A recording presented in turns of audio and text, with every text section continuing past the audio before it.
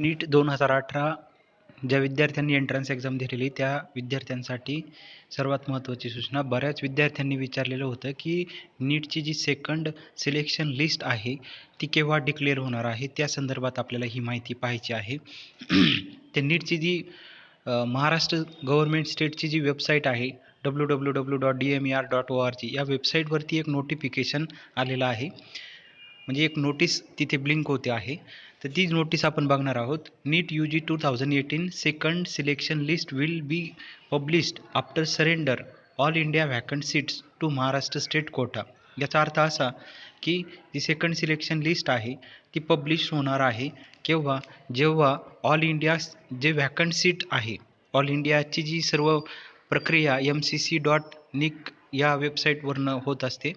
ज्यावेळेस ऑल इंडियाचे जे व्हॅकंट सीट्स असतील, ज्या रिकाम्या जागा राहिलेल्या असतील ऑल इंडिया लेवलच्या त्या रिकाम्या जागा ऑल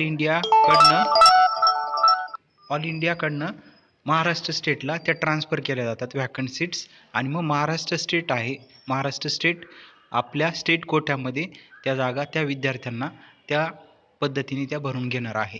तर जेव्हा ऑल इंडियाच्या व्हॅकंट सीट्स समजतील त्यानंतर ते महाराष्ट्र स्टेट त्या जागा भरणार आहे. आता त्याच्यामध्ये आणखी असा पण प्रॉब्लेम आहे का, MCCच्या वेबसाईटवरती गेल्यानंतर तुम्हाला तिथं परत पाहायला भेटेल की जी ॲडमिशन प्रोसेस आहे ती अबियन्स आहे. अबियन्स म्हणजे त्याला स्टे आणलेला आहे कोर्टामध्ये, म्हणजे ती थांबलेली आहे.